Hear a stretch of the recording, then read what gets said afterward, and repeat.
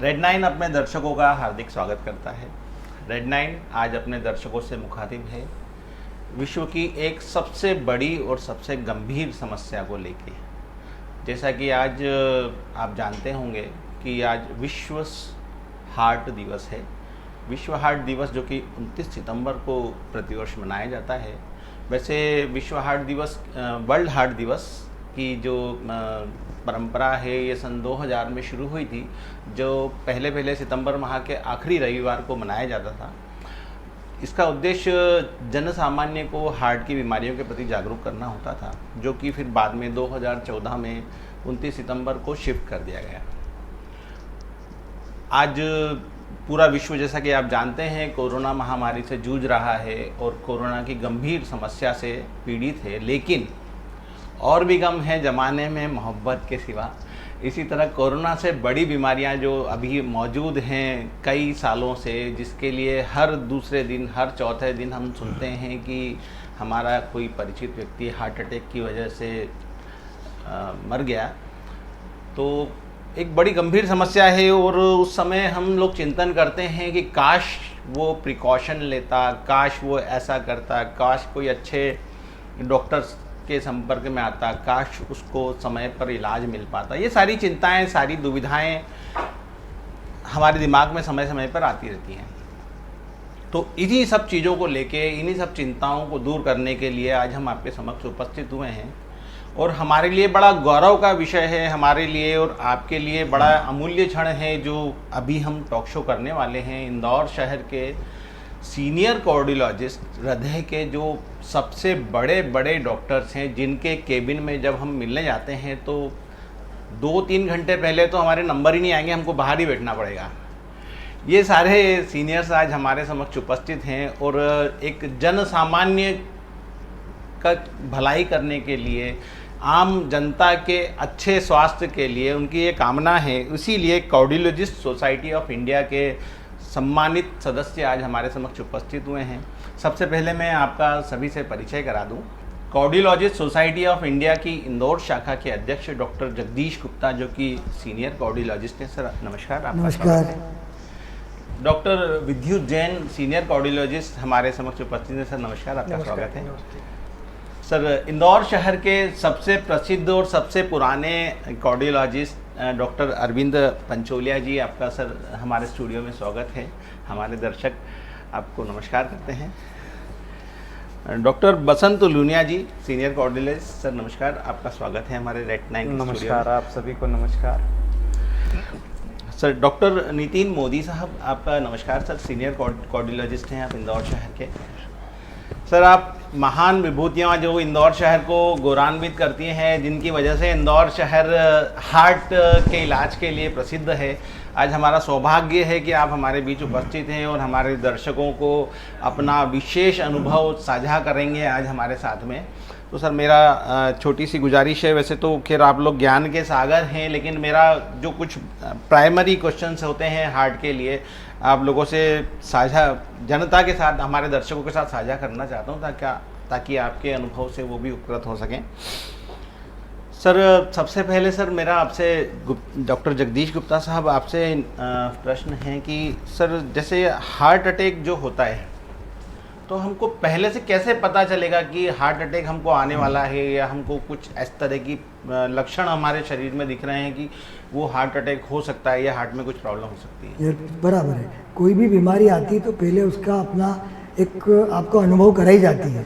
व्यक्ति को क्या होता है, चलते चलते सांस फूलना, या सीने में जलन होना, या थोड़ा कुछ काम करा तो सीने में जलन हो रही है, या अब पेट के ऊपरी हिस्से में जलन हो रही है, या सीने में दर्द हो रहा है बाईं तरफ, या वो दर्द कंधे पे जा रहा है और पूरे हाथ में जा रहा है। कभी कभी तो गले में जलन होना भी इसका इंडिकेशन है कि कहीं हार्ट की प्रॉब्लम तो नहीं है। कभी कभी ये दर्द दांतों में भी आता है। छाती के जो पिछला हिस्सा है पीठ, तो पीठ में भी दर्द हो और आपको चलने फिरने पे, यदि कुछ मेहनत करने पे किसी भी तरह का दर्द इन जगहों पे आए तो अपने को शंका होना चाहिए कि कहीं हार्ट का तो नहीं है इधर, और हमें कुछ ना कुछ जांच करा लेना चाहिए। मतलब पेट में दर्द, सीने में दर्द, छाती गले में जलन, पीठ में दर्द, कंधे में दर्द, ये सारे लक्षण हार्ट अटैक के हो सकते हैं। और चलने पे सांस फूलना, ये भी एक लक्षण जो है हार्ट अटैक का हो सकता है। परंतु सर कभी कभी ऐसा होता है कि सामान्य, जैसे मेरा बेटा लगभग 18 साल की उम्र का है, वो अक्सर बोलता है कि मेरे को आज सीने में दर्द हो रहा है। तो एक यंग एज का बच्चा जो कि अभी नया जो जवान हुआ है, बड़ा हुआ है, जो कि हम मान के चलते हैं कि वो स्वस्थ है, कभी कभी इस तरह के बच्चों में भी दर्द होता है, या कभी कभी हमारे सीने में दर्द होता है, बाद में डॉक्टर बोलते हैं तो गैस की प्रॉब्लम है। नहीं, ये गैस्ट्रिक तो कभी पेन होता नहीं है सर। सीने में हार्ट के अलावा भी दूसरी चीज़ें हैं। हार्ट के ऊपर मसल्स हैं, हड्डियां हैं, फेफड़ा है, तो सीने में दर्द और भी कारण से हो सकता है। पर यदि ये जलन और दर्द मेहनत करने पे या चलने फिरने पे, कोई विशेष काम करने पे और बार बार हो रहा हो, एक बार दर्द हुआ आपको आके छूट गया तो मस्कुलर पेन भी हो सकता है। पर यदि बार बार दर्द हो रहा है तो ये आपको इंडिकेशन दे रहा है कि आपको अपना चेकअप कराना चाहिए। सर, जो हार्ट अटैक होता है या हार्ट फेलियर होता है, और कार्डियक अरेस्ट भी एक नाम हमने काफ़ी सुनने में आया है, कार्डियक अरेस्ट, ये तीनों क्या एक ही चीज़ है कि हार्ट अटैक हो गया, हार्ट फेल हो गया, कार्डियक अरेस्ट हो गया, या इसमें कुछ अलग अलग होता है? नहीं, ये तीनों अलग अलग चीज़ हैं। बेसिकली हार्ट अटैक मतलब ये है कि हार्ट की मसल्स को, हार्ट को जो ब्लड मिलता है वो कहीं से ब्लॉक हो जाए। मतलब हार्ट खुद को यदि ब्लड नहीं मिल रहा है, नली कोई चौक है, तो हार्ट के मसल्स बिना ब्लड की वजह से चित्कार करते हैं, इसको कि हम कहते हैं दर्द होता है। तो ये होता है हार्ट अटैक।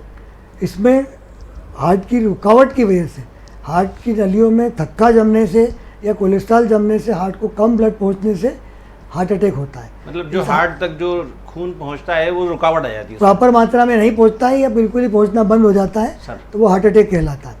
उसमें यदि हमने त्वरित इलाज किया, यदि हार्ट में कोई नली ब्लॉक पड़ी है और हम त्वरित अस्पताल पहुंच गए और 1 घंटे के अंदर ही या तो हमें नली में जो ब्लड पतला करने वाला इंजेक्शन लग जाए, या कोई ऐसा बड़ा सेंटर हो जहाँ पे कि इमीडिएट एंजियोग्राफी हो जाए और वो जो नली है उसका ब्लॉकेज खोल दिया जाए, तो हार्ट का डैमेज होने से रुक जाता है। एक सर कोई गोली भी देते हैं जबान के नीचे? हाँ, जबान के नीचे सार्बिट्रेट की गोली देते हैं, उससे खून की नलियाँ हैं थोड़ी सी फैल जाती हैं।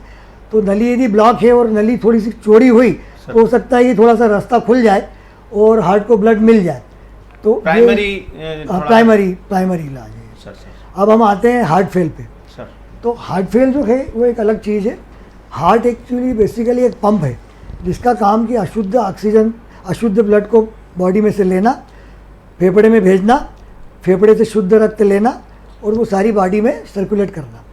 अब यदि ये पंप में कुछ खराबी आ जाए, मान लो कि पंप का हार्ट अटैक की वजह से या किसी और वाल्व की वजह से या किसी और बीमारी की वजह से हार्ट में कुछ डैमेज हो गया और हार्ट के जो मसल्स हैं वो मान लो इस तरह से धड़कते हैं तेज़ी से और पावरफुल, मान लो इनमें कमज़ोरी आ गई और वो कम पावर से धड़क रहे हैं, तो वो ब्लड फेंक नहीं पाते हैं, पूरे हार्ट को जितना ब्लड चाहिए उसकी सप्लाई नहीं कर पाते हैं, तो उसको हम बोलते हैं हार्ट फेलियर। ये डॉक्टर साहब बताएंगे हमको आगे सर कि इको में अब किस तरह से हार्ट फेलियर को डिसाइड करते हैं। अब हम आते हैं कार्डियक अरेस्ट पे। तो कार्डियक अरेस्ट एक ऐसी स्थिति है जिसमें हार्ट काम करना बिल्कुल बंद कर देता है। हमने देखा कि हार्ट अटैक में हार्ट ने काम बंद करना नहीं किया, उसको सिर्फ ब्लड की सप्लाई कम हुई है, वो दर्द से चिख रहा है। पंपिंग फेल में हार्ट काम कर रहा है, पंप बराबर काम नहीं कर रहा है। और कार्डियक अरेस्ट में तो हार्ट बिल्कुल बंद हो जाता है, हार्ट की धड़कनें बंद हो जाती हैं। यदि उस धड़कन को हमने जल्दी से चालू नहीं किया तो आदमी की मृत्यु हो जाती है। तो ये तीनों चीज़ों में इस तरह का एक फ़र्क है। मैं डॉक्टर विद्युत जैन साहब से नमस्कार जी। सर ये पूछना चाहूँगा सर आपसे कि जो हार्ट अटैक के बेसिकली जब हम आपसे जैसे सीनियर डॉक्टर से जब कंसल्ट करते हैं तो बताते हैं कि साहब आप शुगर कंट्रोल रखिए, बीपी कंट्रोल रखिए। तो सर अब हार्ट अभी जैसे ब्लॉकेज होते हैं ये तो चीज़ें हम समझते हैं, लेकिन सर ये बीपी, शुगर या इस तरह की चीज़ें ये कैसे इफेक्ट करती हैं सर हार्ट को? हाँ, देखिए डॉक्टर गुप्ता साहब ने बताया कि हृदय एक पंप के समान है जिसको सतत ब्लड सप्लाई की ज़रूरत होती है, अन्यथा वो काम नहीं करेगा सर। तो इन नलियों में कभी कभी रुकावट आ जाती है। इन रुकावट आने के कई कारण हैं, पर सामान्यतः यह माना गया है जिन लोगों को डायबिटीज़ है, जिन लोगों को हाई ब्लड प्रेशर है, जो लोग तम्बाकू सिगरेट का सेवन करते हैं, जिनका कोलेस्ट्रॉल वगैरह ज़्यादा है, इससे वो रुकावटें बनना बढ़ जाती है। उम्र के साथ रुकावटें आती है, पर अगर जिनको शक्कर कंट्रोल में नहीं होगी, मतलब डायबिटीज़ या ब्लड शुगर कंट्रोल में नहीं होगी, तो खून में आपको शुगर बढ़ने से एक प्रोसेस होती है जिसे हम बोलते हैं एथेरोस्क्लेरोसिस, जिससे कि नलियों में रुकावट फास्ट होती है। इसी प्रकार से ब्लड प्रेशर कंट्रोल नहीं करो तो हार्ट की नलियाँ स्टिफ हो जाती है, उनको ज़्यादा काम करना पड़ता है, और साथ में स्टिफनेस के साथ में उनमें नैरोइंग होती है। नैरोइंग मतलब रुकावट बढ़ती जाती है, तो ये हृदय रोग को बढ़ाती जाती है। इसी प्रकार से कोलेस्ट्रॉल बढ़ना, जो कि डायबिटीज़ में भी होता है, जो कि हाई ब्लड प्रेशर में भी साथ ही होते हैं, ये चारों पाँचों बीमारियाँ या चारों पाँचों फैक्टर साथ में चलते हैं। जब ये साथ में चलते हैं तो बीमारी और एग्रेसिव हो जाती है। एग्रेसिव मतलब और तेज़ गति से चलती है, और हृदय की नलियों की रुकावट बहुत तेज़ से बढ़ने लग जाती है।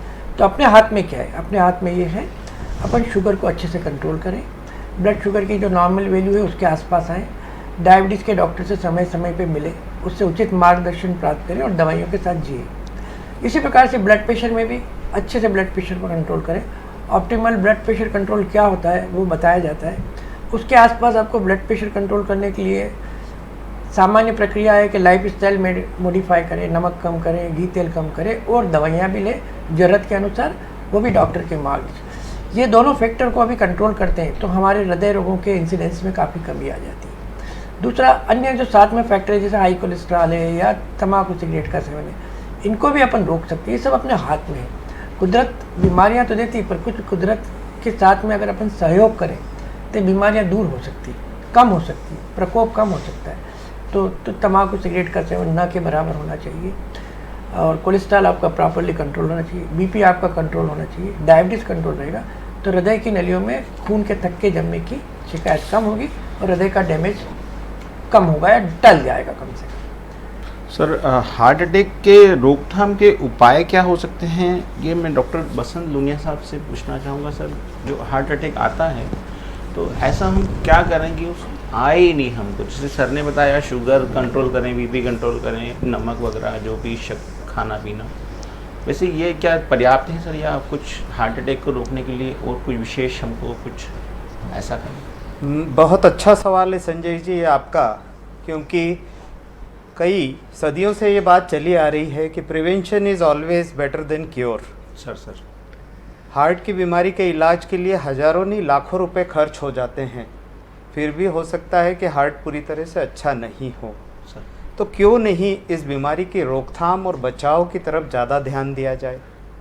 जिस प्रकार से आज वर्तमान युग में हम कोरोना से बचने की बात करते हैं, मास्क की बात करते हैं, सोशल डिस्टेंसिंग की बात करते हैं, सैनिटाइजेशन की बात करते हैं, उसी प्रकार हार्ट डिजीज़, हार्ट की बीमारी के बचाव के लिए भी कई तरीके सुझाव जो कि सालों से हम अमल में ला रहे हैं और लाना चाहिए, और विशेषकर इस देश की जनता को, पब्लिक को समझना चाहिए कि हमारे इस देश में तो हार्ट डिजीज़ कोरोना से बढ़ के भी बड़ी महामारी का रूप है। हर दूसरे दिन सर हम सुनते ही हैं कि कोई हमारा परिचित है वो अटैक की वजह से डेथ। जी, आज के ही एक पेपर में कहीं विश्लेषण आया है कि कोरोना से अभी तक 8 महीने में करीब करीब इंडिया में 1 लाख डेथ हुई हैं, पर इसी इंडिया में हार्ट डिजीज़ से करीब करीब 25 से 28 लाख डेथ सालाना होती है।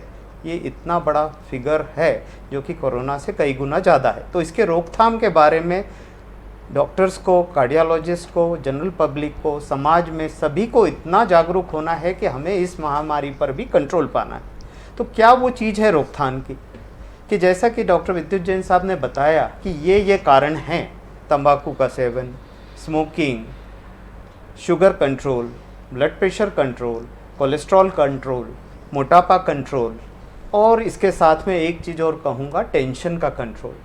अगर व्यक्ति इन सब चीज़ों पर बराबर ध्यान दे तो हार्ट डिजीज़ का प्रोग्रेशन, हार्ट डिजीज़ जितनी तादाद में हो रही है उन पे काफ़ी कुछ कंट्रोल किया जा सकता है।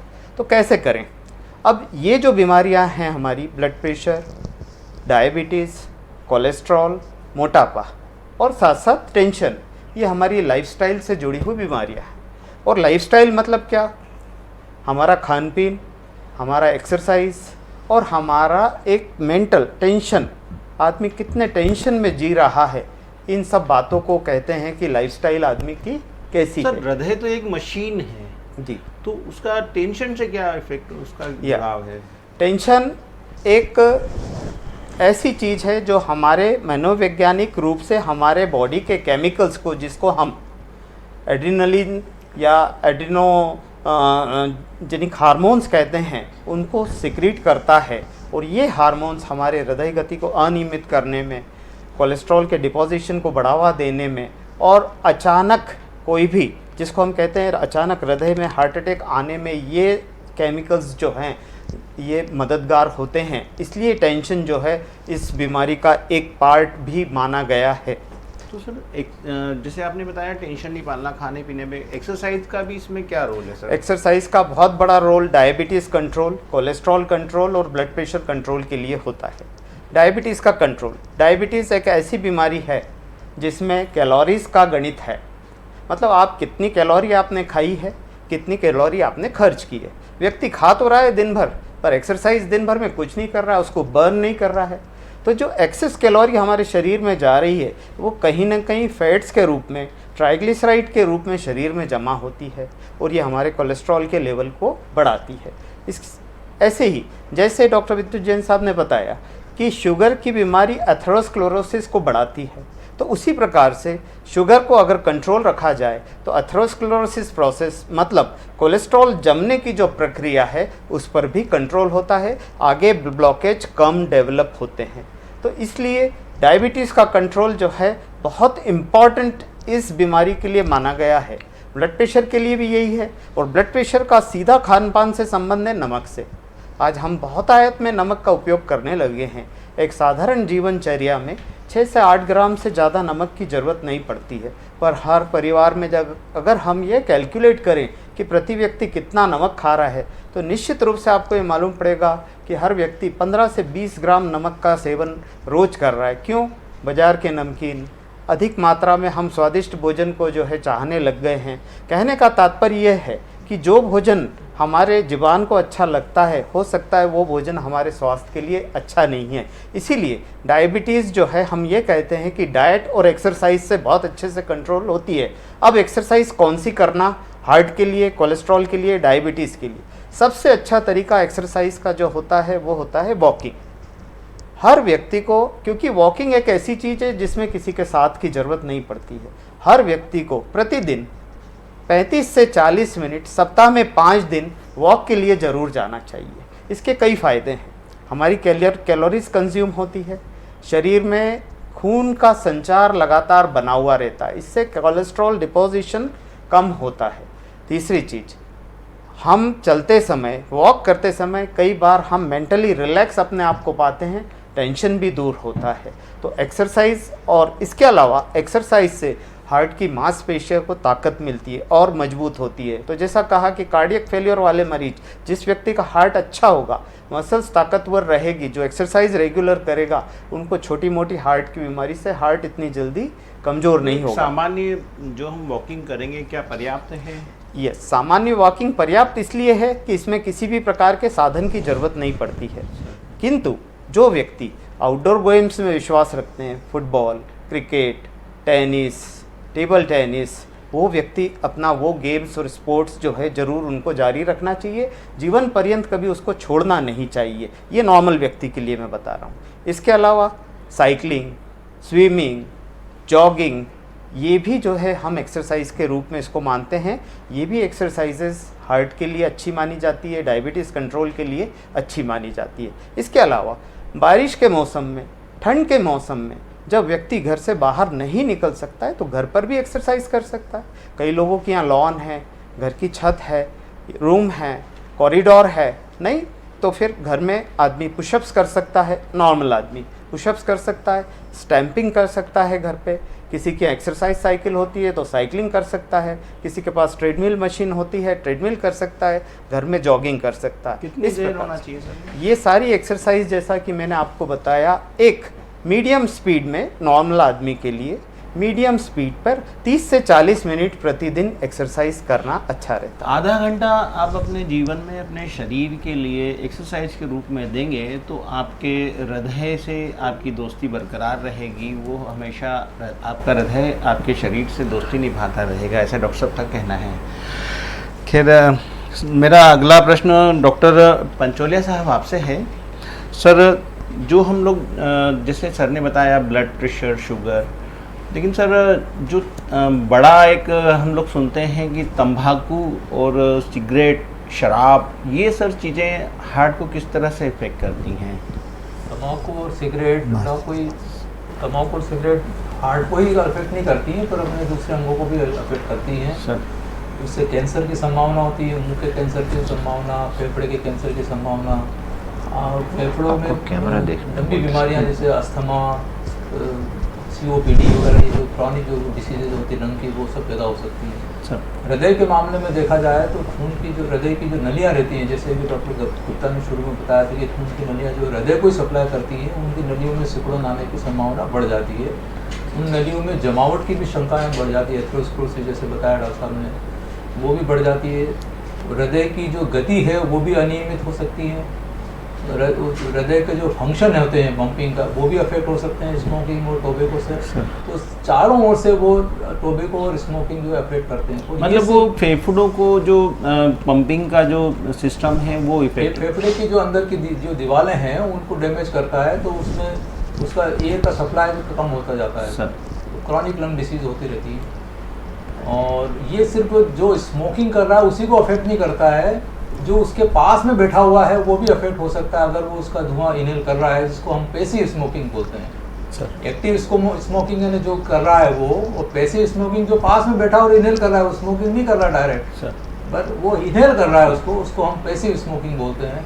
तो वो भी अफेक्ट हो सकता है, उसको भी हृदयाघात हो सकता है, उसे भी फेफड़े की बीमारी हो सकती है। और ये पैसिव स्मोकिंग भी उसका एक मतलब ये जो प्रदूषण हमारे चारों ओर आजकल फैला हुआ है, आजकल ये देखा कि एयर पॉल्यूशन को भी एक रिस्क फैक्टर माना गया हृदयाघात के लिए। सर जो हमारे हिंदुस्तान में जो इस तरह की ज़्यादा बीमारियां हार्ट अटैक के लिए हम लोग सुनते हैं कि हिंदुस्तान इसका प्राइम कैपिटल है हृदय रोग का, या इसमें विदेशों में और हमारे देश में क्या फ़र्क होता है? ऐसा क्या है हमारे देश में जो ज़्यादा? इसके प्रमुख कारण कि भारत में क्यों होता है, क्योंकि हमारी एक तो लाइफ स्टाइल बहुत ख़राब है इसमें। सर एक तो लेक ऑफ एक्सरसाइज है, सीडेंटरी लाइफ स्टाइल जो है, निष्क्रियता, खान पान हमारा बिल्कुल गलत है। वेजिटेरियन होते हुए 50% जो वेजिटेरियन होते हुए भी हृदयाघात की संभावना उतनी ही रहती है जितने नॉन वेजिटेरियन में। इसका मतलब अपना वेजिटेरियनिज्म ही कुछ गड़बड़ है, क्योंकि हम लोग सेचुरेटेड फैट्स का सेवन ज़्यादा करते हैं, कार्बोहाइड्रेट्स का सेवन ज़्यादा करते हैं। कार्बोहाइड्रेट ज़्यादा लेने से मोटापा होना, डायबिटीज़ होना, इसकी सब संभावना बढ़ जाती है, जो तो हृदयाघात की संभावना को बढ़ाती है। और lake of vegetables and fruits, जो वेजिटेबल्स और फ्रूट्स हैं उसका सेवन कम करते हैं, तो ये भी एक कारण है हृदयाघात का। और जो ट्रांस फैटी एसिड जो होते हैं, जो कि सबसे ज़्यादा हानिकारक होते हैं, जो कि हमारे बेकरी प्रोडक्ट्स में मिलते हैं, और जो जंक फूड्स जो होते हैं, मैकडोनल्ड, पिज़्ज़ा हट, ये सब जंक फूड्स, इसमें ट्रांस फैटी एसिड ज़्यादा होते हैं। और ट्रांस फैटी एसिड सबसे ज़्यादा हानिकारक होते हैं हृदयाघात के लिए, जिसमें जमावट ज़्यादा होती है।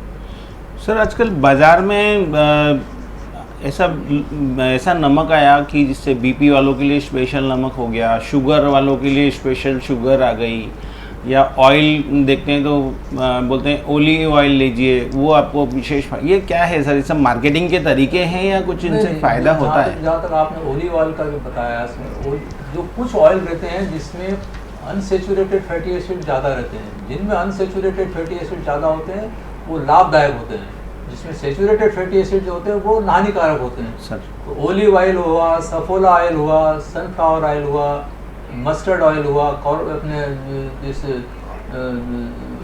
अपने जो बाकी जो दूसरे जो और ऑयल हैं इसमें, वो जो है काफ़ी फायदा इसमें अनसेचुरेटेड फैटी एसिड ज़्यादा रहते हैं ऑन ऑयल जैसे, मतलब ये जो इसलिए ऑलिव ऑयल को बेटर माना गया है। जो स्पेशल अलग से कुछ ऑयल्स कंपनियां होती हैं वो हार्ट के ऑयल के नाम से ही उनको बेचती हैं। तो वो जो जिनमें अनसेचुरेटेड फैटी एसिड ज़्यादा रहते हैं उनको वो हार्ट फ्रेंडली ऑयल बोलते हैं। और सर ये जो नमक और शक्कर भी इसी तरह नमक का भी जो इसके लिए कई भ्रांतियां हैं, अगर वो वाले जो जैसे कई लोग सैदा नमक है या इस तरह के जो सर उसमें एक्चुअली जो उनका सोडियम कंटेंट रहता है, लो सॉल्ट ऑयल जो रहता है, इसलिए वो थोड़ा सा लाभदायक रहते हैं, पर वो भी अगर अधिक मात्रा में लिया जाए तो नुकसानदायक होता है। हाँ सर, डॉक्टर नितिन दोषी जी डॉक्टर नितिन मोदी जी, मेरा सर आपसे प्रश्न है कि कोरोना के जो अभी इन्वायरमेंट चल रहा है इस समय में जो हृदय रोग और ब्लड प्रेशर वालों को क्या रिस्क है कोरोना काल में?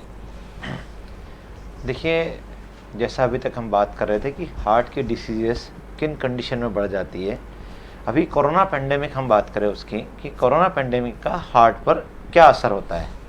देखिए, कोरोना का हम सभी लोग जानते हैं कि सबसे ज़्यादा वो फेफड़े को इन्वॉल्व करता है, लेकिन फेफड़े के बाद सबसे ज़्यादा हार्ट की बीमारी को ही इन्वॉल्व करता है। जितनी भी कोरोना काल में डेथ हो रही है, नंबर 1 फेफड़े के कारण हो रही है और नंबर 2 हार्ट के कारण हो रही है। हार्ट के कारण इसलिए हो रही है कि इसमें खास करके खून के थक्के बनने की प्रक्रिया बढ़ जाती है। जैसा अभी विद्युत जैन साहब, पंचुरा साहब, गुप्ता साहब या लुनिया साहब ने बताया है कि जो ब्लड प्रेशर के पेशेंट्स होते हैं, शुगर के पेशेंट्स होते हैं, उनमें हार्ट अटैक एक आम आदमी के मुकाबले 3 से 4 गुना ज़्यादा होता है। कोरोना काल में अगर किसी व्यक्ति का ब्लड प्रेशर डिस्टर्ब चल रहा है या शुगर ज़्यादा चल रहा है तो यही उसकी संख्या या उसके बढ़ने के चांसेस एक और ज़्यादा बढ़ जाते हैं, क्योंकि इसमें जैसा अभी डॉक्टर पंचुआ साहब ने बताया कि शरीर में अगर कहीं भी इन्फ्लेमेशन, सूजन की मात्रा होती है जैसे कोरोना में होता है, तो उसके कारण सारी चीज़ों का प्रेसिपिटेशन यानी अचानक हो जाना बढ़ जाता है।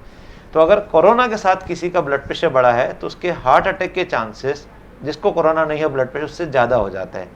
कोरोना के साथ अगर शुगर बढ़ा हुआ है तो उसके चांसेस, जिसको कोरोना नहीं है, उसके मुकाबले 2 से 3 गुना बढ़ जाते हैं। तो यह इन्फ्लेमेशन है कोरोना का, एक डायरेक्टली जो पूरे शरीर में एक इन्फ्लेमेटरी मार्कर होता है। अगर आप देखेंगे, आपको छोटा सा भी वायरल असर होता है तो पूरे शरीर में बॉडी एक होता है, थोड़ा सा मलेज सा लगता है, जनरल आपकी कंप्लेंट्स बढ़ जाती है। तो वैसा ही हार्ट को इन्वॉल्व करता है। दूसरा, खून के थक्के ज़्यादा बढ़ते हैं इससे, तो इससे और अटैक प्रेसिपिटेट हो जाता है।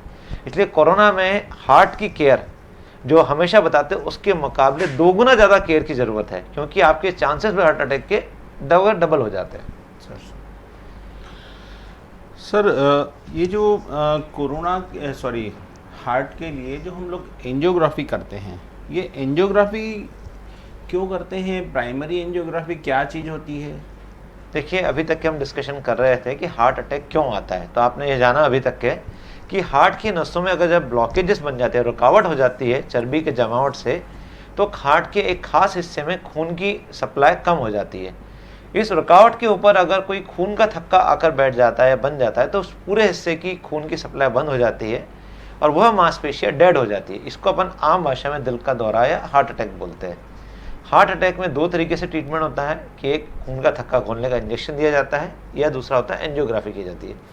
खून का थक्का खोलने का इंजेक्शन, जैसा अभी भी विद्युत जैन साहब ने बताया कि जितना जल्दी हम उसे देते हैं उतना अच्छा उस मांसपेशियों की रिकवरी होती है। यदि हम 1 घंटे के अंदर हार्ट अटैक के मरीज का इलाज शुरू हो जाता है तो लगभग आपकी रिकवरी पूरी अच्छे से हो जाती है, और 12 घंटे के बाद होता है तो आप उसके बाद खून की सप्लाई वापस शुरू भी कर दे, रिस्टोर भी कर दे, तो भी उस मांसपेशी में जब जान चली जाती है, डेड हो जाती है, उसमें रिकवरी नहीं होती है। तो एंजियोग्राफी 2 कंडीशन में की जाती है। अगर कोई हार्ट अटैक का मरीज है जिसका इलाज हो चुका है तो यह जानने के लिए कि अब उसकी नसों में कितनी रुकावट बची है, और दूसरा जो आपका प्रश्न है कि प्राइमरी एंजियोप्लास्टी, यदि आपके मरीज हार्ट अटैक या हृदयघात या दिल के दौरे के साथ किसी ऐसे अस्पताल में जाते हैं जहाँ पे एंजियोग्राफी एंजियोप्लास्टी की सुविधा है, तो यह बताया जाता है एंजियोप्लास्टी में उस नस को देखा जाता है जो ब्लॉकेज है, और अंडर डायरेक्ट विजन मतलब रेडियोलॉजी एक्सरे में हम देखकर उस नस को खोल देते हैं। आप जो खून का थक्का खोलने के इंजेक्शन अभी आज के वर्तमान में जो मौजूद है, उनका जो असर है मैक्सिमम 65 से 70% लोगों में ही उस इंजेक्शन से थक्का खुलकर खुल जाता है, और एंजियोप्लास्टी से उसी थक्के में 95 से 98% सक्सेस रेट है कि हम वापस खून का सप्लाई रिस्टोर कर सकते हैं। तो यदि आप ऐसे किसी किस अस्पताल तरह से होता है सर एंजियोप्लास्टी? एंजियोग्राफी में हम पैर के रास्ते या हाथ के रास्ते नली डालकर हार्ट की नसों तक जाते हैं और उस नसों के अंदर एक ऐसा मटेरियल जिसको रेडियोपेक मटेरियल जो हम एक्सरे में देख सकते हैं उसको डालते हैं, पुश करते हैं। तो जब नली में वो जब रेडियोपेक मटेरियल फ्लो करता है या बहता है उसकी रिकॉर्डिंग देख लेते हैं। तो अगर जैसे एक पाइप लाइन है जो गार्डन का पाइप है उसमें पानी बह रहा है तो आप बाहर से देख सकते हैं, कहाँ जाके रुक गया वो दिख जाता है। तो वही चीज़ हम दिल की नलियों में देखते हैं और जिस जगह जाकर वो रुक जाता है उसी जगह हम एक तार होता है जिसको हम लोग एक उसी नली से डालते हैं। यह तार की मोटाई 1 मिलीमीटर के 10वें हिस्से के बराबर होती है।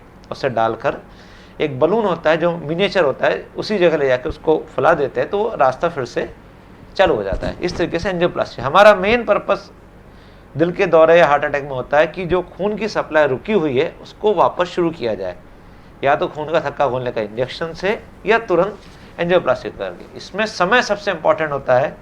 1 घंटे के अंदर उसका ये खून की सप्लाई रिस्टोर कर दी जाए तो रिकवरी अच्छी होती है। 12 घंटे के बाद लगभग बहुत कम चांसेस होते हैं कि अगर सप्लाई फिर से शुरू भी हो जाए तो जितना डैमेज या नुकसान होना होता है वो हो चुका होता है। सर एंजियोग्राफी करना, एंजियोप्लास्टी करना, ये कैसे डिसाइड करेंगे? देखिए, ये एंजियोग्राफी करना या एंजियोप्लास्टी करना, ये sorry decision sir, sorry angioplasty मेरे पास सेकंड 5% हाँ, में वो sorry, sir, सेकंड ठीक क्वेश्चन है। था, सॉरी। हाँ। ओके, एंजियोग्राफी करना यह होता है कि जिन लोगों को हार्ट अटैक हो चुका है, ऐसा कहा जाता है कि उसकी जो हम लोग गाइडलाइंस होती है, जो हम लोग रिकमेंडेशन होता है, ये काफ़ी लाखों पेशेंट पे स्टडी के बाद गाइडलाइंस फॉलो होती है। इसमें अमेरिकन कॉलेज ऑफ कार्डियोलॉजी कुछ शीर्ष संस्था है जो इसके रिलेटेड गाइडलाइन बनाती है। तो हार्ट अटैक के मरीज जिनको एक बार हार्ट अटैक हो चुका है उनके सभी की एक बार एंजियोग्राफी एडवाइस होती है। और जिन लोगों को हार्ट अटैक नहीं हुआ है लेकिन उनको हार्ट अटैक के पहले के लक्षण हैं, जिसमें चलने में सीने में भारीपन होना, ईसीजी में चेंजेस आना, या एक ट्रेडमिल टेस्ट कराया जाता है उसमें खराबी आती है, तो एंजियोग्राफी के बारे में डिसीजन लिया जाता है। एंजियोप्लास्टी होना या बाईपास होना, इसके बारे में डॉक्टर विद्युत जैन साहब बताएंगे। देखिए, जैसा कि इन्होंने बताया कि किसी को हृदय रोग हो चुका है या हृदय रोग के लक्षण आ गए हैं या ट्रेडमिल टेस्ट हुआ है या एंजियोग्राफी हुई है, ये क्यों किया जाता है? ये देखने हेतु कि हार्ट की किन किन नलियों में, जो 3 प्रमुख नलियाँ या उनकी ब्रांचेस में कहाँ कहाँ रुकावट है और किस तरह की रुकावट है। ये एक बार पता लग जाता है कि रुकावट 20% या 50% या 90% है, तो मरीज के सामने 2-3 ऑप्शन हमारे रहते हैं और वो हर patient to patient as per guideline decide करते हैं। अगर हृदय की नलियों में मामूली बीमारी है तो उनको लाइफ स्टाइल मॉडिफिकेशन दवाइयों की सलाह दी जाती है, जिससे उनका काम चलता है और शायद आने वाला हार्ट अटैक की चांसेस कम हो जाते हैं। पर हम ये भी जानते हैं कई बार दवाइयों की अपनी सीमा होती है। अगर रुकावटें 80-90% है, 3-4 नलियों में है, तो फिर कभी कभी कुछ केसेस में एज पर गाइडलाइन एंजियोप्लास्टी की भी सलाह दी जा सकती है। एंजियोप्लास्टी करके उन नलियों को खोला जाए तो उसकी लाइफ की क्वालिटी बेटर हो जाती है और आने वाले हार्ट अटैक के चांसेस कम हो जाते हैं। विगत 30 वर्षों में एंजियोप्लास्टी में काफ़ी विकास हुआ है। शुरुआत के दिनों में हम सिलेक्टेड केसेस में एंजियोप्लास्टी करते थे। आज के दिनों में जटिल प्रक्रियाओं को भी एंजियोप्लास्टी के द्वारा सरल बना दिया गया है, क्योंकि अच्छा हार्डवेयर मिलने लग गया, अच्छे टेक्निकल साधन आ गए, अच्छी इमेजिंग आ गई, अच्छे बलून आ गए, अच्छे स्टेंट आ गए। पर एंजियोप्लास्टी भी किसी किसी केस में नहीं करते। जैसे किसी व्यक्ति को 3-4 जगह रुकावटें नलियों में, लंबी रुकावटें हैं, कड़क रुकावट जिसमें कैल्शियम बहुत जमा है, जहाँ एंजियोप्लास्टी करना मुश्किल हो सकती है। साथ में डायबिटीज़ भी है, हार्ट की पंपिंग कम हो रही है और उसको मल्टीपल रिस्क फैक्टर है। तो हमें कभी कभी लगता है कि एंजियोप्लास्टी करने से इसका उतना भला नहीं होगा और शायद बीमारी वहाँ फिर से आ जाए।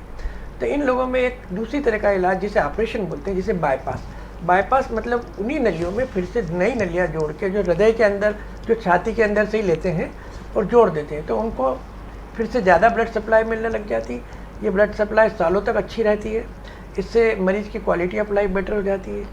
बीमारी के बार बार आने के वहाँ चांसेस कम हो जाते हैं और उनके आकस्मिक मृत्यु होने के भी चांस कम हो जाते हैं। किसी केस में ऐसा होता है हम मरीज को दोनों ऑप्शन देते हैं, आप ऑपरेशन भी करा सकते हैं, आप एंजियोप्लास्टी भी करा सकते हैं। तो उस वक्त विवेक डॉक्टर का ज़्यादा चलता है, वो बता सकता है कि आपके हित में ज़्यादा अच्छा ऑपरेशन है, क्योंकि इससे लॉन्ग टर्म रिजल्ट है। पर कभी कभी ये भी बोलते हैं आपकी उम्र कम है, अभी आप पहले एंजियोप्लास्टी करा लो, कुछ समय तक आपको एंजियोप्लास्टी से फ़ायदा होगा। अगर आपकी बीमारी रुक गई तो शायद आगे आपको कुछ जरूरत ही नहीं पड़े। पर अगर एंजियोप्लास्टी से आपके 10 साल 15 साल निकल जाते हैं और दुर्भाग्य से बीमारी बढ़ती है, तो उस वक्त हार्ट के ऑपरेशन का भी संभावना रहेगी। तो ऑप्शन आपका खुला हुआ है। तो ये ट्रीटमेंट ये करूँ या ये न करूँ नहीं, ट्रीटमेंट ये है आज ये करो, इसको इससे सप्लीमेंट करो, अगर ज़रूरत है तो कुछ और सप्लीमेंट करो और दवाई सतत चालू रहे, लाइफ स्टाइल मॉडिफिकेशन सतत चालू रहे, ताकि आगे आने होने वाली बीमारियों पे कंट्रोल करें। ऐसा कभी भी होता है जिसकी हमने पहले ऑपरेशन किए, बाद में उनको एंजियोप्लास्टी की भी ज़रूरत पड़ी, वो भी की। कुछ लोगों का ऐसा हुआ ऑपरेशन किया, फिर मालूम पड़ा फिर से सेकंड ऑपरेशन करना पड़ा, वो भी करी, क्योंकि ये तो मनुष्य है, ये बायोलॉजी सारे गणित के रूल से नहीं चलती। कुछ चीज़ें शरीर में अनएक्सपेक्टेडली आ जाती, उनको हमें फेस करना पड़ता है और उसका ऑप्टिमल सॉल्यूशन निकालते हैं। Where we take help of medicine, angioplasty, operation, and they are all interconnected and they are supplementary, they are not replacing anything. Sir ऐसा जैसे आपने बताया कि शुरुआत जिसकी कम उम्र होती है उसको एंजियोप्लास्टी सजेस्ट करते हैं, बाईपास बाद, तो सर एक एज क्या माननी चाहिए हार्ट अटैक की या इस तरह की बीमारी की? कोई एक स्पेसिफिक एज होती है कि उस उम्र के बाद में ये बीमारी शुरू होती है? अब तो दुर्भाग्य है, वेस्टर्न वर्ल्ड में हृदय रोगों का अक्सर इंसिडेंस 50 वर्ष की उम्र से बाद से बढ़ता जा रहा है। अपने देश के या अपनी जो लाइफ स्टाइल में अपन जैसे लोगों में ये 30-35 साल की उम्र से ही बीमारी प्रकोप दिखा रही है। अपन 10 से 15 साल पहले एडवांस ग्रसित हो रहे हैं, जैसे ये बता रहे थे डायबिटीज़, ब्लड प्रेशर, सब कुछ। ये सारे रिस्क फैक्टर जब बढ़ जाते हैं तो हृदय रोग जब कम उम्र में हो जाते हैं तो परिवार में भी शॉक होता है, पेशेंट खुद भी शॉक में आ जाता है मेरा क्या होगा। तो उसके लिए उस वक्त जो ऑप्टिमल सॉल्यूशन होता है, हो सकता है दवाइयों का भी हो सकता है किसी किसी केस में एंजियोप्लास्टी, या किसी की बीमारी बहुत तेज़ चल रही है जिसका डैमेज ज़्यादा होता जा रहा है, तो अब तभी लगता है कम उम्र में भी ऑपरेशन मजबूरी में करना पड़ता है, उसे बाईपास के। पर इसका कोई ऐसा रूल नहीं बना कि कम उम्र में एंजियोप्लास्टी होती है और ज़्यादा उम्र में ऑपरेशन होते हैं। ये सप्लीमेंट्री एक दूसरे को हेल्प करती है, ये सारी प्रोसेस एक दूसरे को हेल्प करती है और हम लोग समय समय पे डिसीजन पेशेंट की फैमिली के साथ लेते हैं, उसके पारिवारिक फैमिली फिजिशियन के साथ लेते हैं, तो एक उचित मार्गदर्शन में उचित इलाज हो जाता है। मैं कुछ चीज़ इसमें जोड़ना चाहूँगा, सर ने जो पूरा बताया। देखिए जो डाइट का है, जो प्रोसेस सर ने बताया अभी, कि बीमारी लगातार बढ़ने वाली प्रक्रिया है। हमने ऐसे लोग देखे कि एंजियोप्लास्टी कराई, बाईपास कराई, अगले दिन से सब कुछ खाना पीना शुरू कर दिया या परहेज छोड़ दिया है। यह उस व्यक्ति को एंजियोप्लास्टी या बाईपास की ज़रूरत इसलिए पड़ी कि उसके शरीर में यह प्रक्रिया है कि जो भी वो खाता है उसके डिपोजिशन ज़्यादा रैपिड होता है।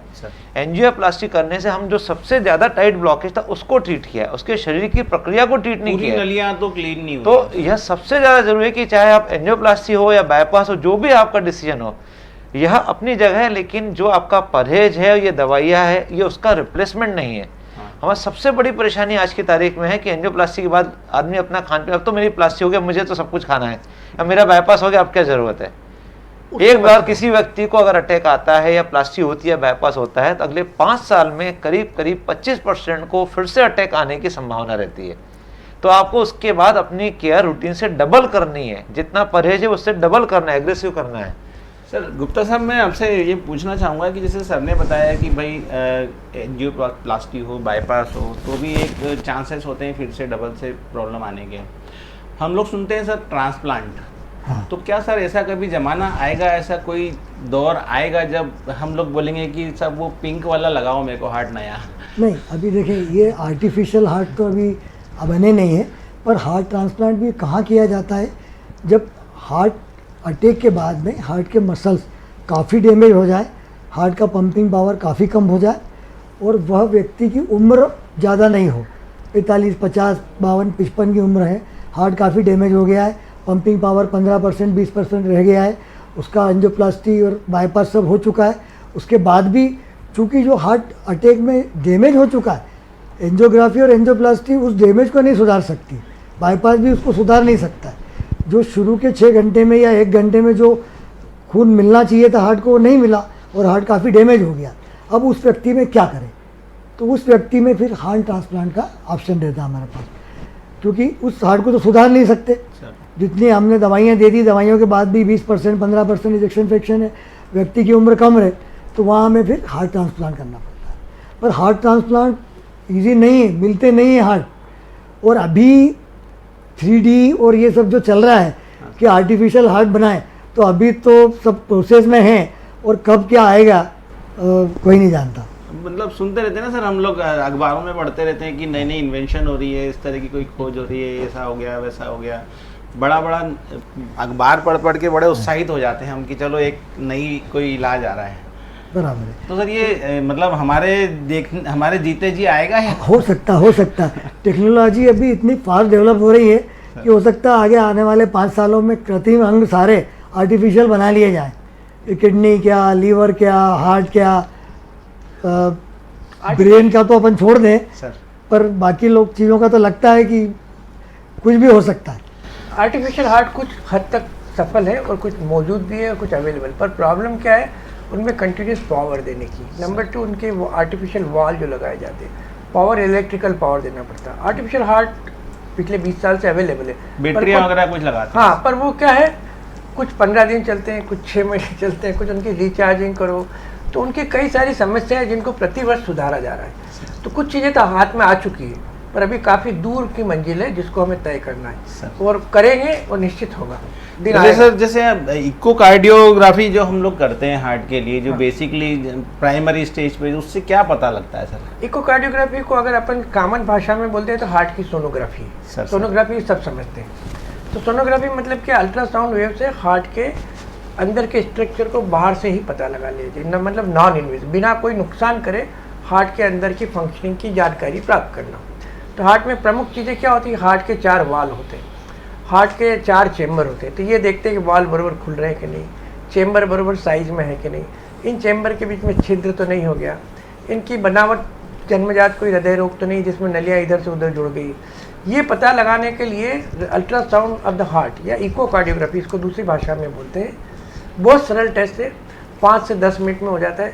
काफ़ी केसेस में हमको इससे बहुत सहायता मिलती, कुछ केसेस में हम 90% तक डायग्नोसिस बाहर ही बता देते हैं। पर ये वो होते हैं जो बच्चों के जन्मजात हृदय रोग या हार्ट के वाल की बीमारियाँ होती। एग्जामिन करने में कोई तैयारी नहीं लगती, 5 मिनट के लिए पेशेंट को लिटाते हैं, 10 मिनट लगेंगे, 15 मिनट लगेंगे।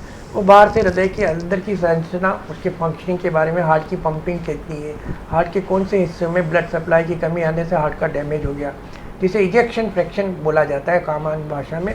आजकल कई मरीज भी हमसे पूछते हैं मेरा LVEF क्या है, मतलब हार्ट की पंपिंग क्या है, क्योंकि सामान्यतः 55 से 50-60% होती है। तो इकोकार्डियोग्राफी एक ऐसा टेस्ट है जो टोटली हार्मलेस है, काफ़ी अफोर्डेबल है, कोई बहुत महंगा नहीं होता है, किसी प्रकार से दिन में 4 बार भी करो तो किसी मरीज का नुकसान नहीं होता है, बॉडी में कोई रेडिएशन टाइप का हार्म नहीं होता है और जानकारी काफ़ी मिलती है और इसको बार बार रिपीट भी कर सकते हैं ताकि हमने जो ट्रीटमेंट दिया उससे इस मरीज़ का कितना फ़ायदा हुआ, इसमें सर्जरी हुई, इसका हार्ट के डिफेक्ट थे, छेद थे, रिपेयर हुए, सही हुए कि नहीं। वैसे सामान्य सर कितने दिनों में कराते रहना चाहिए हमको? नहीं, ऐसा नहीं, इसका इंडिकेशन प्रतिवर्ष कराने का कुछ नहीं है, ये तो जिनको बीमारियां जिस तरह की उसके अनुरूप डिसाइड होता है। अब जैसे हार्ट अटैक हुआ है तो ठीक है, अटैक के दौरान ही कर लेते हैं उसी वक्त, उसके जाते जाते फिर कर लेते हैं, 3-4 महीने बाद हमें जब लगता है कि फिर से देख लो पंपिंग क्या है, फिर उसको समय समय पे अपना डॉक्टर से पूछ के ही कराना चाहिए। इसका कोई सालाना प्रोग्राम ऐसा नहीं होता।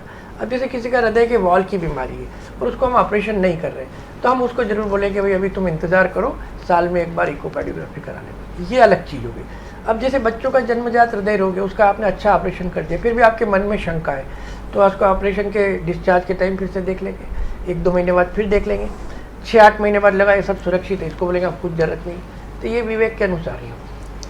सर पंचोले साहब, मैं आपसे मेरा प्रश्न है कि सर जैसे जो हार्ट अटैक होता है सामान्य तो जो भी कारण से होता है हम लोग डिस्कस कर रहे हैं, परंतु कुछ अनुवांशिक भी क्या होता है कि भाई पुरखों के ज़माने से हमको गिफ्ट में वो चीज़ें मिली हुई हैं, ऐसा भी कुछ होता है? हाँ, कुछ बीमारियां अनुवांशिक रहती हैं, जैसे ब्लड प्रेशर है, डायबिटीज़ है, जी। जैसे हृदयघात भी है इसमें, तो अनुवांशिक जरूर रहते हैं ये कारण इसमें।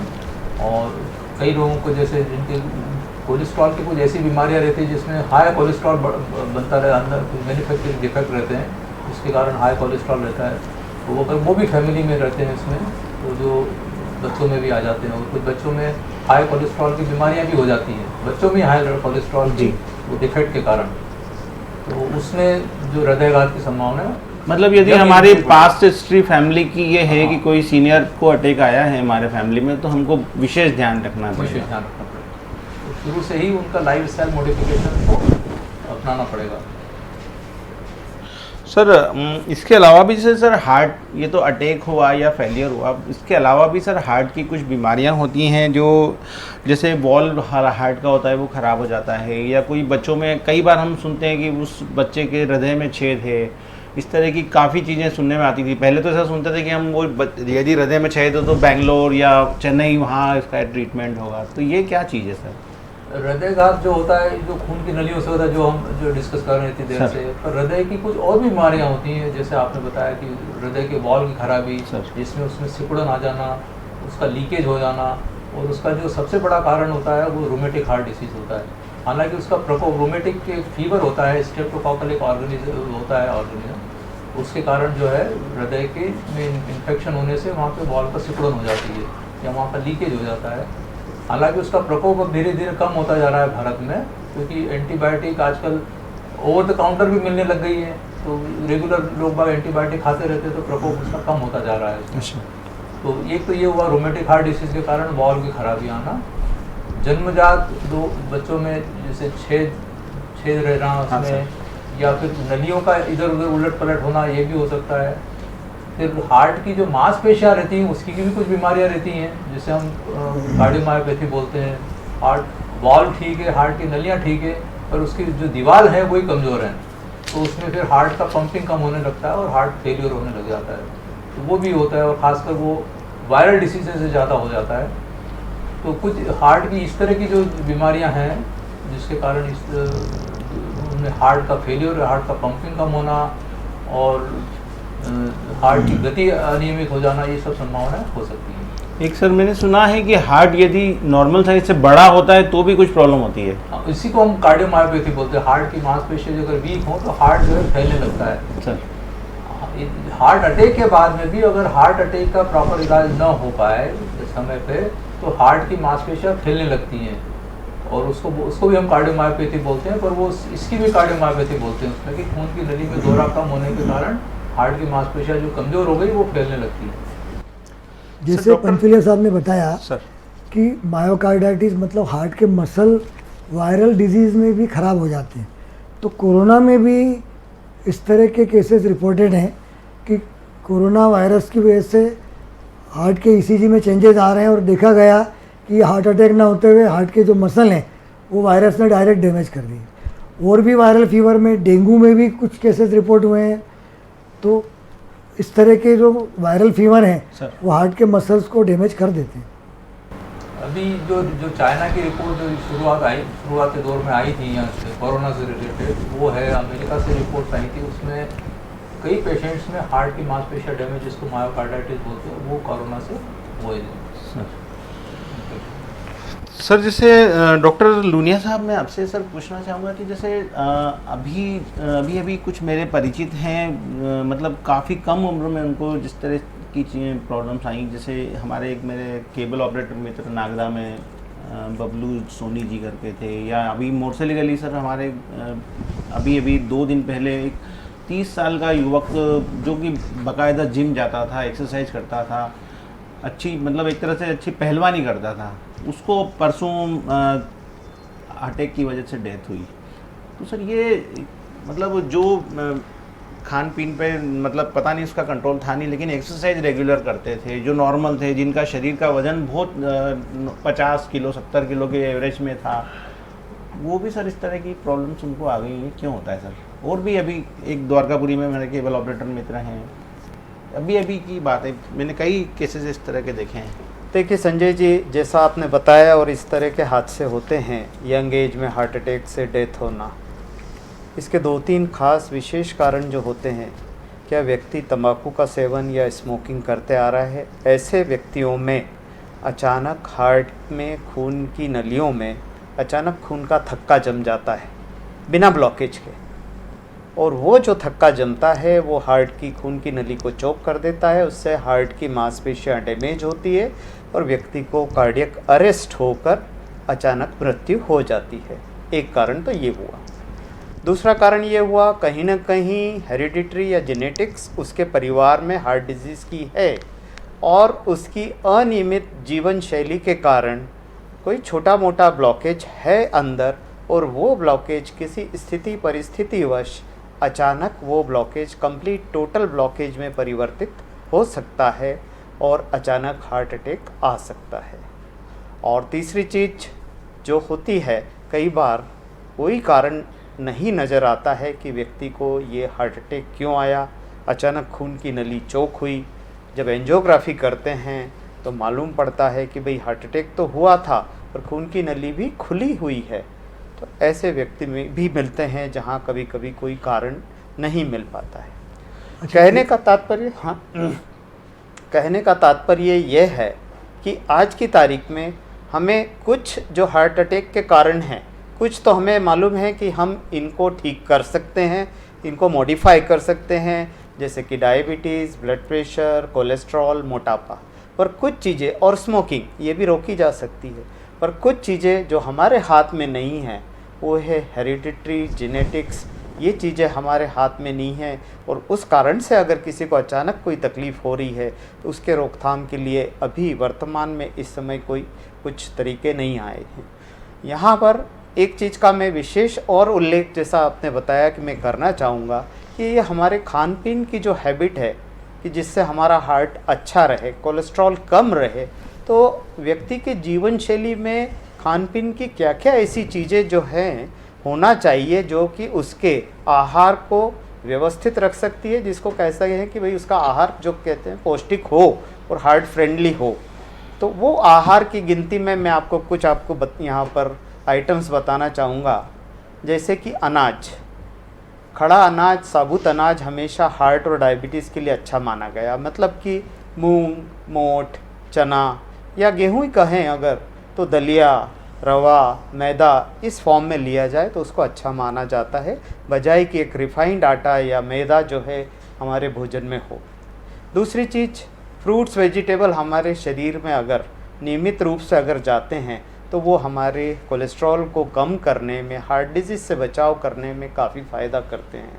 और ये फ्रूट वेजिटेबल कुछ ये नहीं है कि एक दो पीस खा लिए फ्रूट वेजिटेबल, इनकी भी, जिसको हम बोलते हैं सर्विंग्स मतलब आउंस के हिसाब से कम 10 सर्विंग रोज़ फ्रूट्स वेजिटेबल्स के होना चाहिए।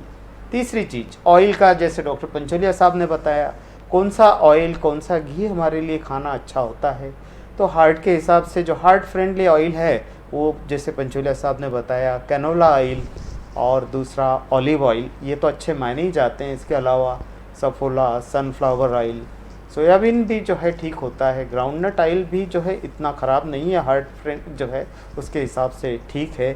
ये ऑयल जो है होना चाहिए। कौन से ख़राब हैं, जैसे डॉक्टर पंचोलिया साहब ने इसका जिक्र कर चुके हैं, जिनमें सेचुरेटेड फैट्स ज़्यादा हैं।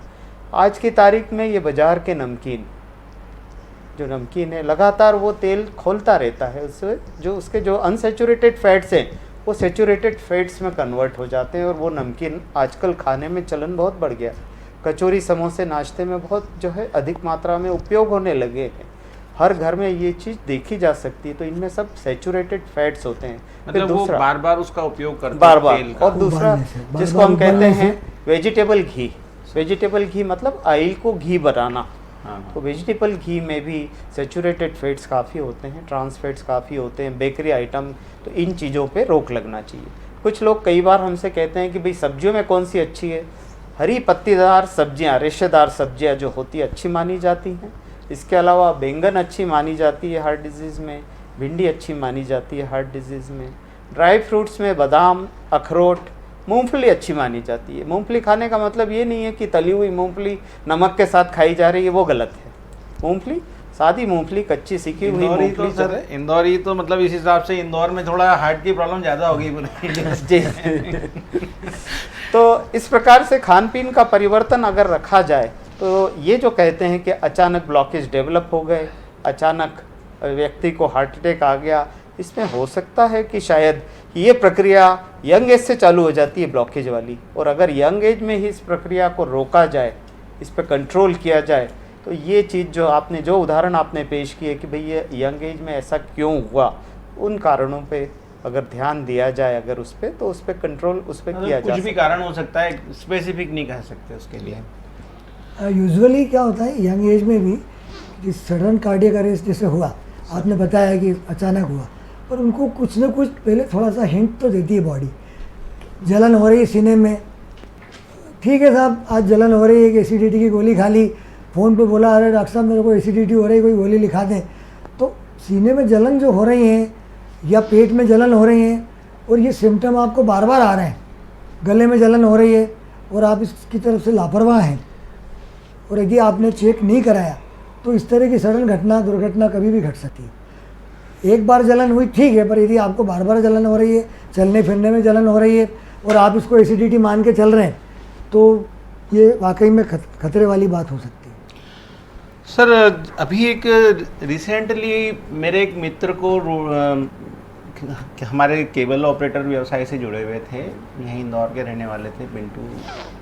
वो सड़क पे चलते चलते, उनकी उम्र होगी 30 या 35 साल, सड़क पे चलते चलते अचानक उनको चक्कर आए, चक्कर खा के वो सड़क पे गिर पड़े। आसपास वालों ने मदद करी, उठाया, हॉस्पिटल ले गए, लेकिन ले जाते समय ही रास्ते में उनकी डेथ हो गई। इसके बारे में मेरे ख्याल से डॉक्टर मोदी साहब प्लाक रप्चर से बोलोगे सर। ये सबसे महत्वपूर्ण आंसर है इस चीज़ का। सर देखिए, जो डॉक्टर द्विजन सर ने बताया है कि सडन जो डेथ होता है, सर यूजुअली हम जैसे खान पीन जैसे बताया गया है कि शरीर में जगह जगह फैट के डिपोजिशंस हो जाते हैं, और अंडर स्ट्रेस जैसा सर ने बताया एड्रेनलिन में अगर वो प्लेक, जिसको हम लोग फैट का डिपोजिशन होता है उसको प्लेक बोलते हैं, उसके अगर थोड़ा भी सूजन रहा या उसमें रप्चर होता है तो सडन खून का थक्का बन जाता है उसी जगह पर। तो जो आदमी 1 मिनट पहले बिल्कुल लक्षण, कोई लक्षण नहीं थे, अचानक उसमें उस जगह पे एक प्लेक रप्चर हुआ, खून का थक्का बना और आपको सडन एक बड़ा मैसिव अटैक आया और आपकी डेथ हो गई। तो यह एक सडनली जो एक बीमारी डेवलप होती है, आपने कई बार सुना होगा कि मरीज सुबह तक बिल्कुल अच्छा था, हाँ। 2 गेम खेल रहा था, उसके बाद अचानक उसको दर्द हुआ और वहीं पर अरेस्ट हो गया। ये सबसे अनहोनी होने वाली घटना अनहोनी है, वाली। पर ये होती है और ये सरप्राइजेस हमको भी मिलते हैं। और ये प्लाक रप्चर का कंसेप्ट बताना इसलिए जरूरी है जनता को, क्योंकि सोचते कल सुबह ठीक था, डॉक्टर से जांच करा के आए थे, ऐसे ही गए थे, हाँ, शाम कई को बार डेथ हो गई, सुना ऐसा कैसे हुआ? तो कुछ चीज़ों का अनुमान लगाना हमारे लिए मुश्किल है, पर इसमें सबसे बड़ा रोल है मेंटल स्ट्रेस का, जो कि दोनों लोगों ने स्पेसिफाई किया है। तो मेंटल स्ट्रेस से डेफिनेटली प्लाक रप्चर होने की संभावना बहुत ज़्यादा रहती है।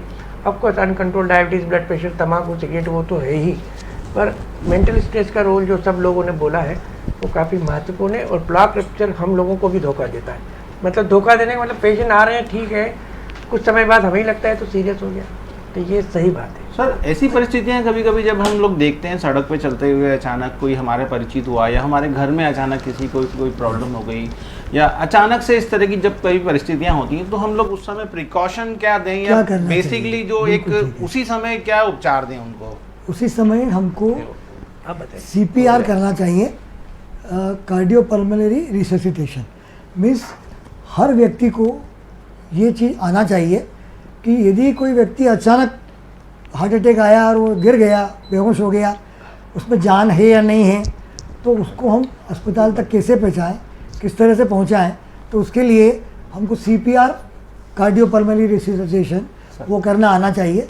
वो हम अभी डिमॉन्स्ट्रेट करके दिखाएंगे कि किस तरह से हम उस व्यक्ति को अस्पताल तक सेफली पहुंचा सकें। मतलब ऐसा कुछ विशेष एक्सरसाइज या कुछ ऐसी विशेष हम उसको तुरंत दे सकते हैं रेमेडी, ताकि हाँ, वो मैं अभी आपको एक लाइव डिमॉन्स्ट्रेशन करके दिखाता हूँ। आइए हम लोग देखते हैं चल के डॉक्टर साहब, किस तरह से हम लोग एक सामान्य आदमी या इस तरह से जब अचानक से सड़क पे हम इस तरह की कोई चीज़ देखें तो उसको कैसे उपचार दे सकते हैं।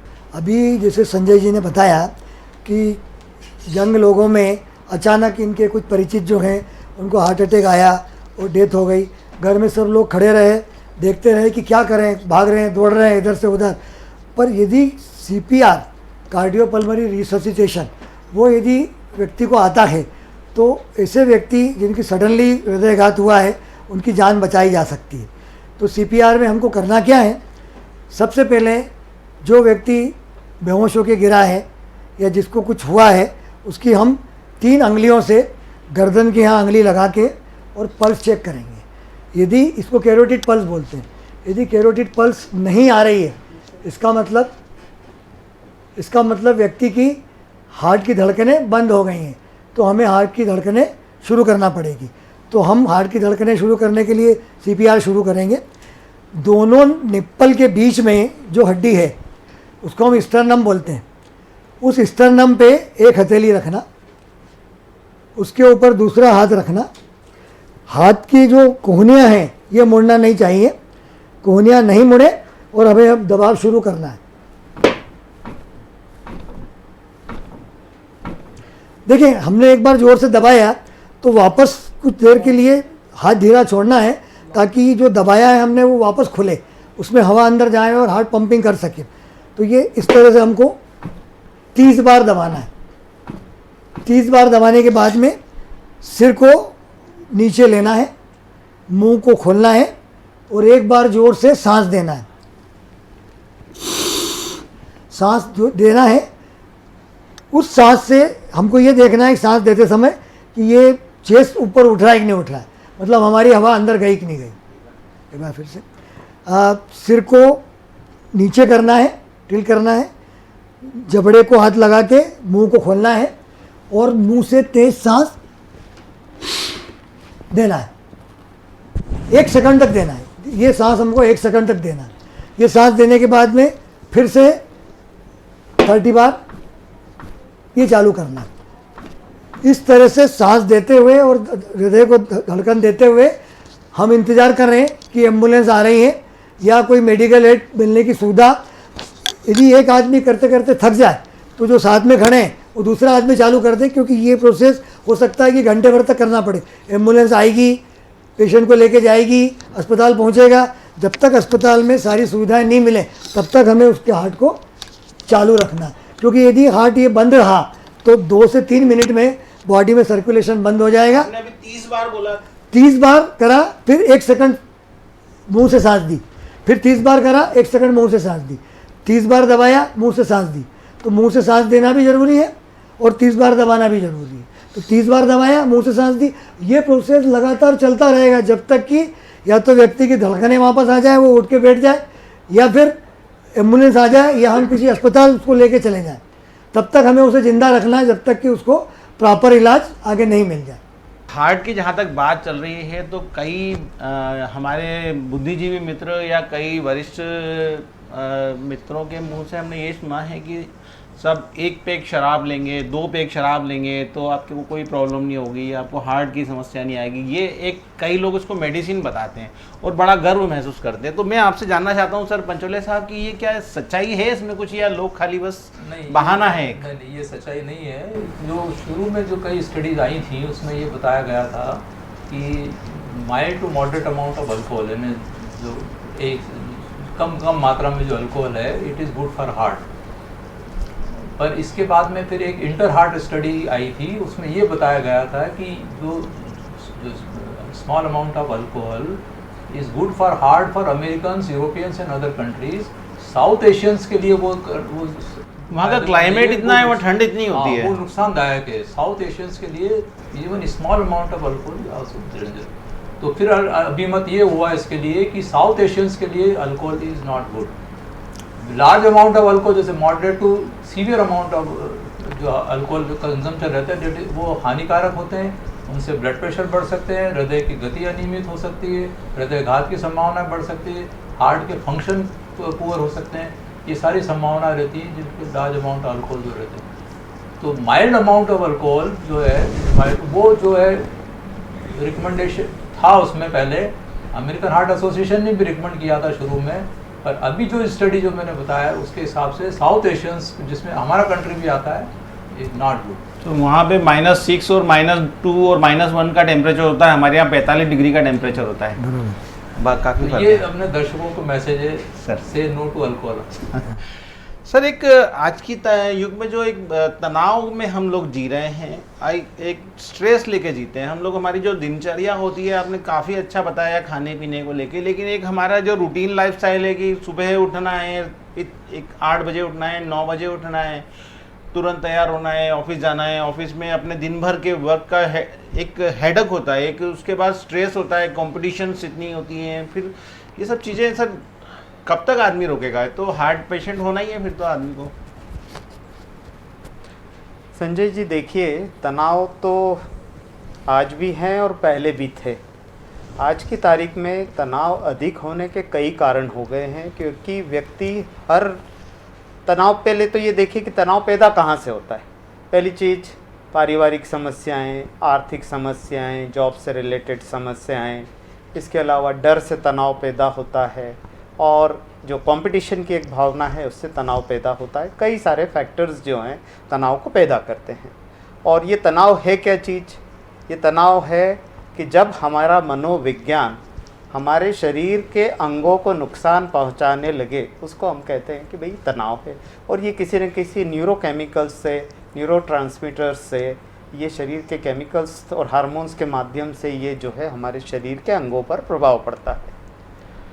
फिर एक चीज़ कहूँगा कि भाई तनाव सर व्यक्ति में आता क्यों है? तो आज की तारीख में अगर हम कहें जो सबसे ज़्यादा तनाव के कारण, दो सीमित शब्दों में कि कारण, उसका पहला कारण है जब व्यक्ति की अपेक्षाएं या उपेक्षाएं जब बढ़ जाती है या व्यक्ति इनकी तरफ ध्यान देने लगता है, अपेक्षाओं की तरफ या उपेक्षाओं की तरफ, तो वो अपने आप में तनावग्रसित होने लगता है।